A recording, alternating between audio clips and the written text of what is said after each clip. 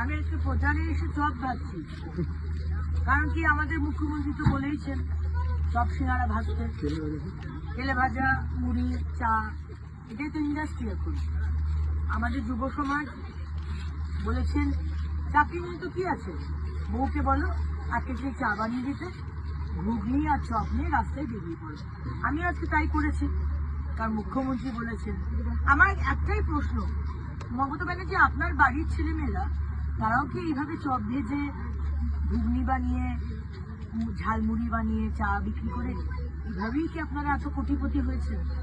আপনাদের বাড়িতে নাকি ঝাল লণ্ঠন আছে, আপনাদের বাড়িতে নাকি প্রতি বছর বিজিবিএস করে আমাদের ট্যাক্স পেয়ারের টাকায় বেঙ্গল গ্লোবাল বিজনেস সামিট করে যে মিথ্যে কথাগুলো বলেছেন, 21 লক্ষ চাকরি হয়ে গেছে, 27 লক্ষ কোটি টাকার বিনিয়োগ হয়েছে, আর রাস্তায় দাঁড় করিয়ে দিয়েছেন বাংলার যুব সমাজকে 1500 টাকার যুব সাথী, মানে মাসে 1500 টাকা, মানে রোজ 50 টাকা। এটা এইখানে নামিয়ে দিয়েছেন আজকে কবিগুরু রবীন্দ্রনাথ ঠাকুরের পশ্চিমবঙ্গ, ঋষি বঙ্কিমচন্দ্র, ঈশ্বরচন্দ্র বিদ্যাসাগর, রাজা রামমোহন রয়ের পশ্চিমবঙ্গকে এই লেভেলে নামিয়ে দিয়েছে, এগিয়ে বাংলা। আমি আজকে প্রচারে এসে চপ ভাবছি, কারণ কি আমাদের মুখ্যমন্ত্রী তো বলেইছেন চপ সিঙ্গারা ভাজতে, তেলে ভাজা, মুড়ি, চা, এটাই তো ইন্ডাস্ট্রি এখন। আমাদের যুব সমাজ বলেছেন চাকরি নিয়ে তো কি আছে, বউকে বলো আজকে সেই চা বানিয়ে দিতে, ঘুগনি আর চপ নিয়ে রাস্তায় বেরিয়ে পড়ো। আমি আজকে তাই করেছি, কারণ মুখ্যমন্ত্রী বলেছেন।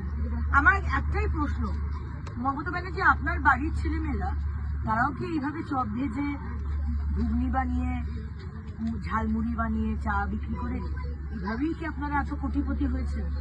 আপনাদের বাড়িতে নাকি ঝাল লণ্ঠন আছে, আপনাদের বাড়িতে নাকি প্রতি বছর বিজিবিএস করে আমাদের ট্যাক্স পেয়ারের টাকায় বেঙ্গল গ্লোবাল বিজনেস সামিট করে যে মিথ্যে কথাগুলো বলেছেন, 21 লক্ষ চাকরি হয়ে গেছে, 27 লক্ষ কোটি টাকার বিনিয়োগ হয়েছে, আর রাস্তায় দাঁড় করিয়ে দিয়েছেন বাংলার যুব সমাজকে 1500 টাকার যুব সাথী, মানে মাসে 1500 টাকা, মানে রোজ 50 টাকা।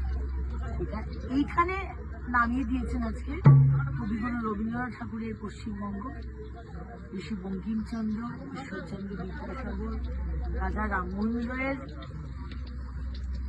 পশ্চিমবঙ্গকে এই লেভেলে নামিয়ে দিয়েছে, এগিয়ে বাংলা।